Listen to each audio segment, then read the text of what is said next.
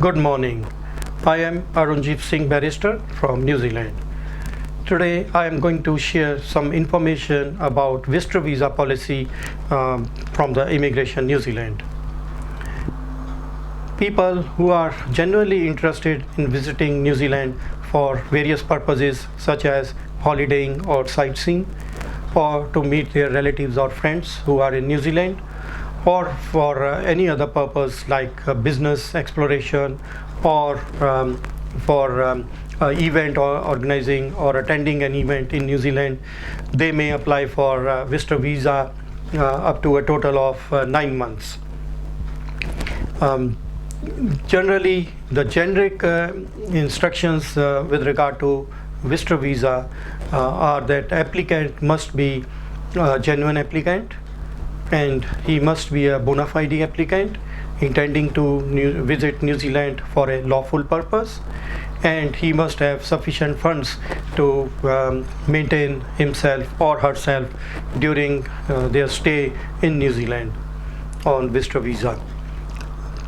By genuine applicant, Immigration New Zealand means that the person must have a good travel history.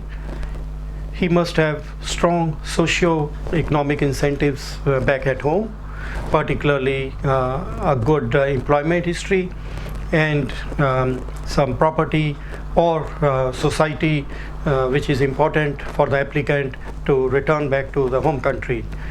And then he must have some family or family commitments back at home, which will ask or which will compel the applicant to go back to his home country within the validity period of his visitor visa.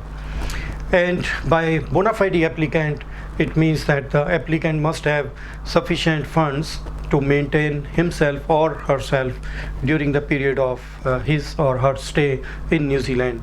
And he must have made some arrangements, particularly with regard to travel or stay in New Zealand during the period he will be here.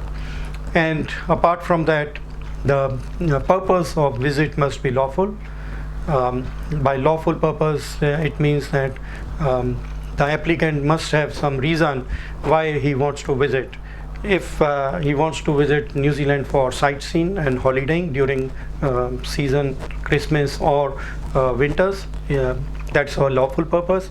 But if he's coming for entering into a illegal marriage or some other kind of illegal things, so this is not a lawful purpose, and the applicant won't be considered as bona fide.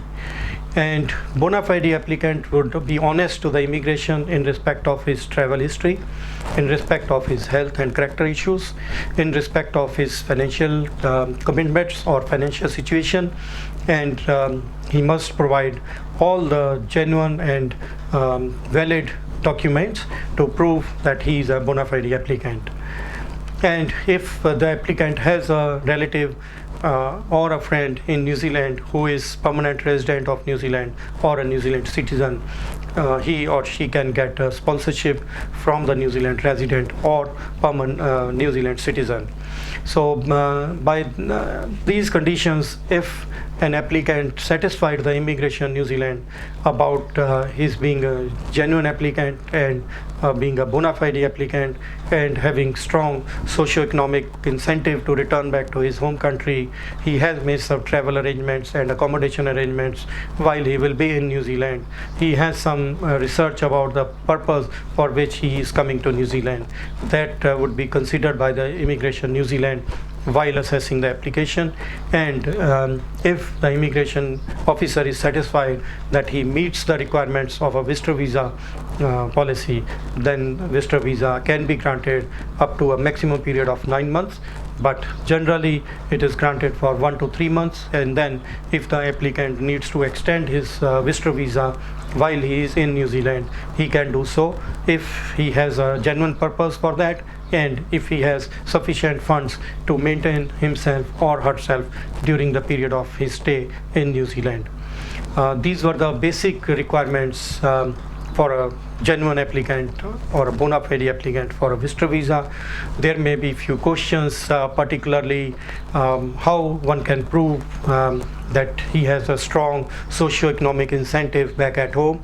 So in respect of socio-economic incentive, I would suggest that if an applicant has employment history of around over a year and he's earning good income, maybe around 3,000 over per month in his home country, and he has a family commitment at home, and he's well known in his society or in his surroundings or in his community, that could be considered as a strong socio-economic incentive for that person to return back. Or if he's a political person, he has been elected as a sarpanch or the village head, or an MLA who is member of legislative assembly or a member of parliament, that could be considered as a strong socio-economic incentive for the applicant to return back to his home country, and Immigration New Zealand may consider that as a positive indication of his genuine intention to visit New Zealand and go back to his home country. There are few other factors in respect of bona fide applicant, particularly if an applicant has been rejected from any other country for any visa, or if he has been excluded from any country for breaching his visa conditions, or if he has been deported back from some other country, or if he has been refused entry to enter into any other country, that applicant will fail the bona fide requirements of a visitor visa applicant. So before you apply for your visitor visa to visit New Zealand, I will suggest that you should take proper legal advice from a licensed immigration advisor in New Zealand or in India, and get full information about the visitor visa policy and whether you will you are likely to get the visitor visa approved or not. So for applying visitor visa to New Zealand, you must engage a licensed immigration advisors, maybe onshore or offshore, or immigration lawyers in New Zealand who can advise you properly about this category. Thank you very much for listening to this video. If you have any further questions, you can call me or you can email me at arunjeev@gmail.com, or you can directly call Immigration New Zealand or see their website www.immigration.govt.nz.